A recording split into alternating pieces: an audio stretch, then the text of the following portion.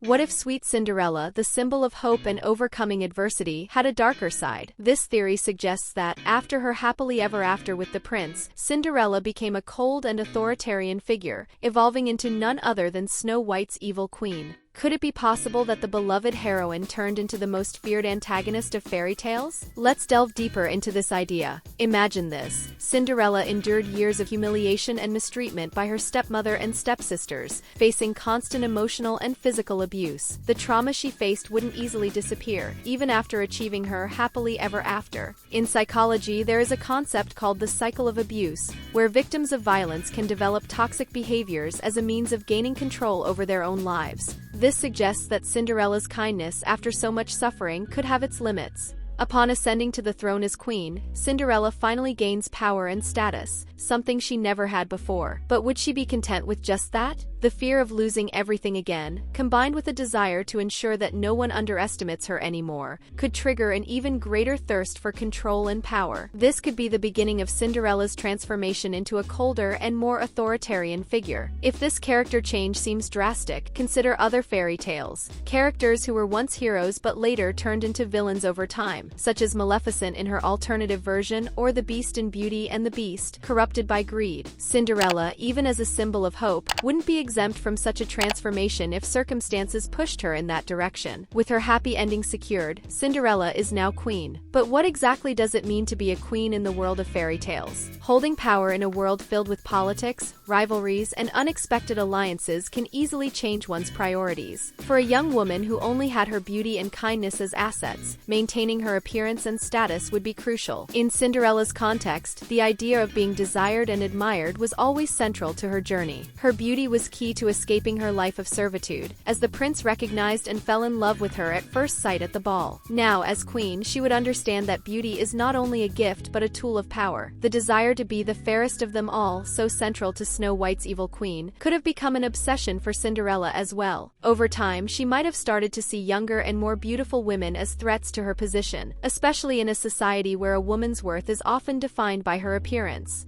The fear of losing her youth and beauty could have led Cinderella to use increasingly extreme measures to maintain her looks, such as the use of witchcraft, which is what we see the evil queen doing. This desire for control over her image wouldn't only distance her from her kind and compassionate personality, but also put her on a path similar to the evil queen's. After all, who better understands vanity and insecurity than someone who used these traits to escape a painful past? Now let's delve into the most crucial point of this theory: Cinderella's role as Snow White's stepmother. In Cinderella's story, we see how she was a victim of abuse at the hands of her own stepmother. However, there is a dark possibility that she ended up repeating this cycle by becoming an equally cruel stepmother herself. Psychologically, there is a phenomenon known as the cycle of abuse, in which victims of mistreatment, once they gain control over their lives, may begin to repeat abusive behaviors towards others. This can be an unconscious way to assert their new position of power or an attempt to avoid feeling the helplessness of the past again.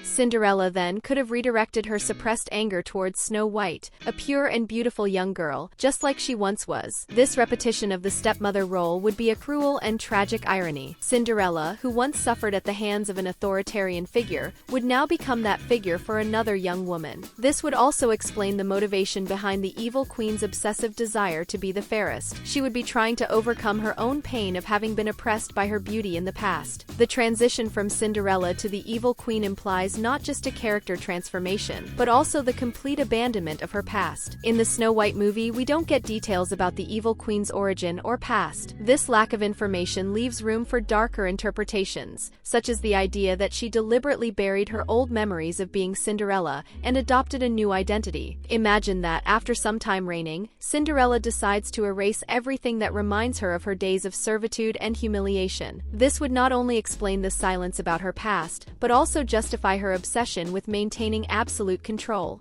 The evil queen is a figure who wants to be feared and respected, with no trace of weakness or vulnerability. Forgetting where she came from and who she was before would be a way to reinvent herself. a way to eliminate any sign of fragility and project an image of unshakable power. This pursuit of rewriting her own history could be a desperate attempt to free herself from trauma. Cinderella, by transforming into the evil queen, would actually be trying to protect herself from a new form of pain, even if that led her to extremes, like eliminating Snow White, the young girl who symbolizes everything she once was: pure, young, and full of hope. Let's refute the theory that Cinderella became the evil queen of Snow White with a more direct and cohesive analysis. Despite being intriguing, this theory faces several issues when we examine each character's traits and stories. Firstly, it is important to note that Cinderella and the evil queen have essentially opposite personalities. Cinderella is known for her unwavering kindness and ability to forgive, even after years of mistreatment by her stepmother and sisters. She represents a figure of hope and resilience,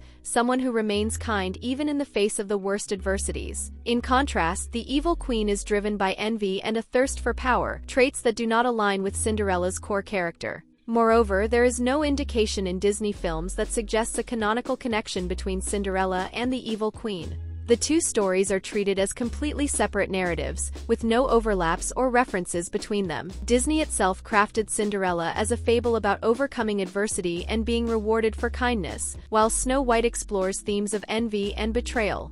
Cinderella's happy ending is central to her story, symbolizing the triumph of good over evil and achieving peace and happiness after years of suffering. Turning her into a villain in another story contradicts this fundamental message, undermining the purpose of her journey. Another point that weakens the theory is the issue of the age difference between the characters. In Snow White, the evil queen is an older woman, while Snow White is just a teenager. Cinderella and Snow White, however, are close in age in their own stories. For Cinderella to become Snow White's stepmother, there would be a significant temporal discrepancy, as Cinderella would need to have aged considerably while Snow White is still young. This creates a chronological problem that makes this transformation practically impossible within the same universe. Finally, the origin of the evil queen in fairy tales also reinforces the separation between the two characters. The villain in Snow White was conceived to symbolize vanity and jealousy from the start, with no connection to Cinderella's story. The roots of the two stories are distinct and come from different folk traditions. The idea of linking Cinderella and the evil queen is more a fan's creative speculation than something based on real evidence in the tales or movies. Therefore, while this theory is creative and fascinating to imagine, it does not hold up when confronted with the official narrative and established characteristics of both characters. Cinderella and the evil queen are figures designed to play different roles in fairy tales, and their destinies do not intersect in a plausible manner. The theory that Cinderella became the evil queen of Snow White is provocative and captivating, as it challenges the traditional notion of happy endings. The journey of a kind protagonist turning into a bitter villain illustrates how unresolved power and trauma can corrupt even the purest souls. By seeking validation and control that had long been denied to her, Cinderella ends up repeating the cycle of abuse and becoming a figure obsessed with beauty, power, and youth. As fascinating as it is, this theory remains speculation, with no direct support in Disney's official films. It is a reflection on the human potential for change, whether for good or evil, and on how the past can shape the future in unexpected ways. But now it's your turn. Do you think this transformation of Cinderella into a villain is plausible, or does it stretch the imagination too far? After all, even the most enchanting fairy tales can hide dark truths. Let's debate.